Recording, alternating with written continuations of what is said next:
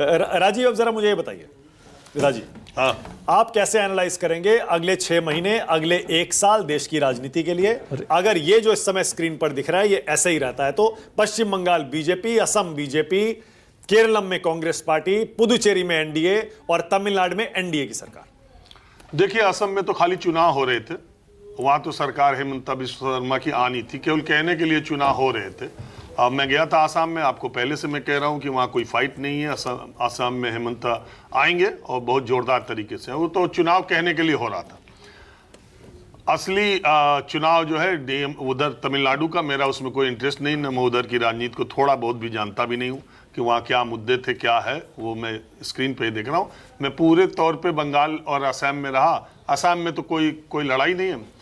बंगाल में अगर भारतीय जनता पार्टी जीतती है तो देखिए कई दृष्टि से बहुत इंपॉर्टेंट, बहुत ही जिसको कहते हैं वाटरशेड मूवमेंट इंडियन पॉलिटिक्स में होगा, क्योंकि बंगाल एक ऐसा स्टेट है जहां से भारतीय जनसंघ की शुरुआत हुई थी।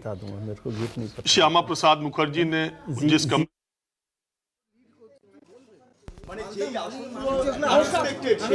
এক্ষুনি কিচ্ছু বলবো না, বিজেপি সরকার করছে এটুকু বলবো, এবং ক্লিয়ার ম্যান্ডেট, একদম ক্লিয়ার ম্যান্ডেট বিজেপি সরকার করছে।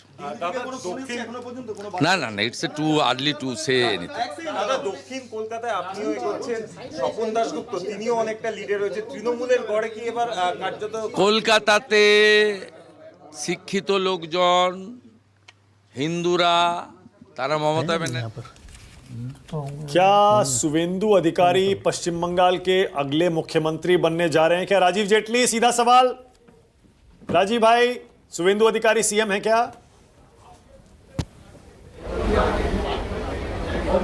मानक जी, इतने वरिष्ठ पत्रकार हैं आप, इतने सीनियर जर्नलिस्ट हैं आप, और सारा दिन सभी पार्टियों को ड्राइव करवाते हैं अपने चैनल पे, और ये प्रश्न जो है ये पूछना ही मुझे लगता है कि अपने आप में आज आपने पहली बार दर्शाया कि अगर ये क्वेश्चन आप पूछ रहे हैं और वही भारतीय जनता पार्टी के प्रवक्ता से, तो ये एक उपयुक्त क्वेश्चन नहीं है। वो इसलिए मैं बोल रहा हूँ आपसे क्योंकि आप ये देखिए कि हमारे तो सीनियर से सीनियर लीडर भी कभी इस बात को नहीं एहसास कर पाते कि कौन बनेगा और कौन नहीं बनेगा।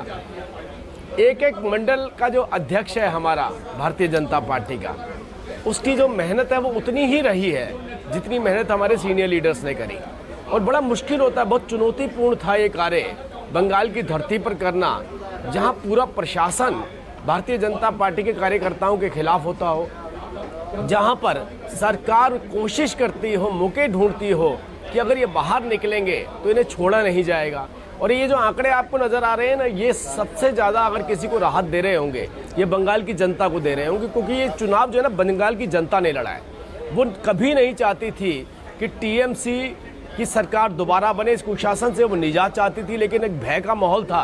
उन्हें ऐसा लगता था कि भारतीय जनता पार्टी अगर सरकार नहीं बना पाई तो उसके बाद ये सरकार हमारा क्या करेगी टीएमसी की, और यही एक वजह थी। पिछली बार हम चूक गए थे, लेकिन अब जो करेज दिखाया बंगाल की जनता ने, जो दिलेरी दिखाई, और जो भारतीय जनता पार्टी का विचार वहाँ के घरों में पनप रहा था, उसको कहीं ना कहीं मैंडेट के रूप में आपने देखा, वो देखिए वो परिवर्तित होता हुआ नजर आ रहा है, और Bharatiya Janata party full majority के साथ बंगाल के अंदर अपनी सरकार बनाती हुई नजर आ रही है। अब मुख्यमंत्री कौन होगा कौन नहीं होगा ये बहुत बाद में निर्धारित होता है, और आपको पता है कि हमारे यहाँ तो मिरेकल्स होते हैं। ठीक है, ये थोड़ा ध्यान से सुनिए क्या क्या। हाँ नहीं, मिरेकल्स होते हैं, सही कह रहे हैं वो इशारों में राजीव जेटली बड़ी बात कह गए। बीजेपी देखिए पश्चिम बंगाल में 167 सीटों पर पहुंच गई है, 167। बीच बीच में टीएमसी टक्कर देने के करीब आती है, 169 बीजेपी। अब ऐसा लग रहा है बीजेपी और टीएमसी की टक्कर देखिए अब, क्योंकि 290 सीटों के रुझान आ चुके हैं, 290, और जैसे जैसे बीजेपी का आंकड़ा ऊपर जा रहा है, मानव जायसवाल टीएमसी के प्रवक्ता हैं, उनके चेहरे पर भाव बदलते जा रहे हैं, और ऐसा लग रहा है कि अब हौसला भी टूट रहा होगा। मेरी पूरी हमदर्दी आपके साथ है मानव जायसवाल, मान लेंगे अब तो मानेंगे?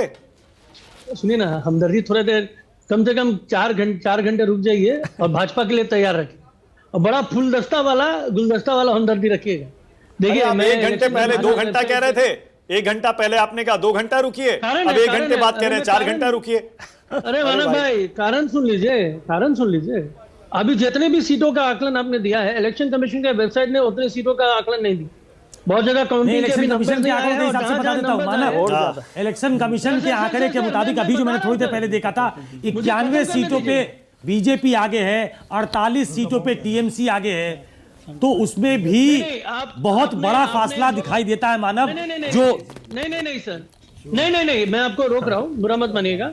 आपने जो आंकड़न देखा है वो इलेक्शन कमीशन के वेबसाइट पे है और वहां पे 1 से 2 राउंड हुए हैं, उसमें 70% सीट ऐसे हैं जहां 1 से 2 राउंड हुए हैं। बिल्कुल सही कह रहे हैं, बिल्कुल सही। अब 102 राउंड मतलब 20 राउंड जहां होना है वहां 2 राउंड नहीं हुए हैं, जहां 13 राउंड होना है वहां 1 राउंड अभी हुआ है, तो अभी बहुत पानी अभी बाकी है। नहीं मानव जी, 4,000 वोट में जिस पॉलिटिकल पार्टी को, जिस बीजेपी को आप बड़ा लेसर ओपोनेंट मानते थे, वो आपसे 2 राउंड 1 राउंड जो भी चुनाव है उसमें जो वोट प्रतिशत अभी मुझे राजीव दिखा रहे हैं, बीजेपी का वोट प्रतिशत 45 है अभी तक के हिसाब से, और आपका वोट फीसदी जो है वो 41 है, मतलब 4% अभी तक के हिसाब से उनको वोट भी ज्यादा है।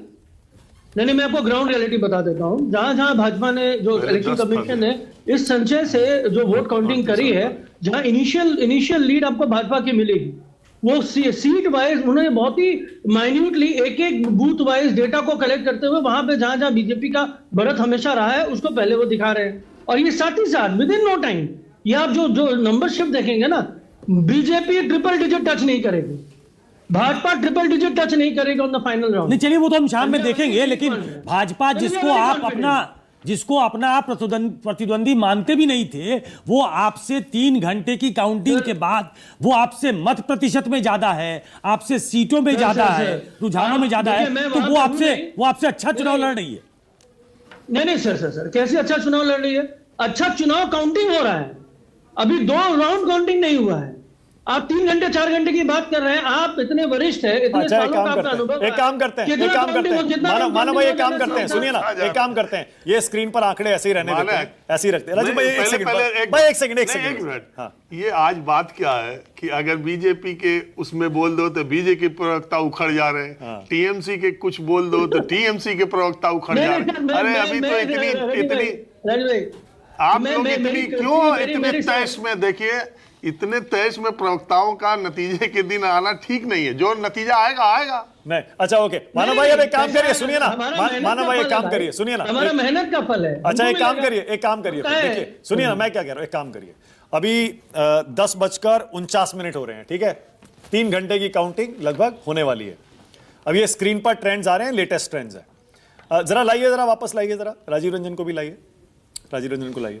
अब मानव जायसवाल, अब आप अपनी भविष्यवाणी कर दीजिए, आप जो 200 पार कह रहे थे, मैं चाहता हूं रिपीट कर दीजिए। सुनिए ना, 2 घंटे आपने 4 घंटे कहा ना, आपने 4 घंटे कहा, अभी जरा भी तो दिन भी नहीं चढ़ा, अभी तो सुबह के 11 बज रहे हैं। दिन भर मैं आपको आपका वो वीडियो प्ले करके सुनाऊंगा, बोल दीजिए। मानव भाई सुनिए ना, वीडियो प्ले कर लीजिएगा, लेकिन एक चीज मैं आपसे पहले पूछूंगा, आप लोग तो इतने सालों से आप लोग कवर कर रहे हैं, 3.5 घंटे में कितने राउंड ऑफ वोटिंग हो चुकी होती है? अरे भाई मैंने मान लिया आपकी बात।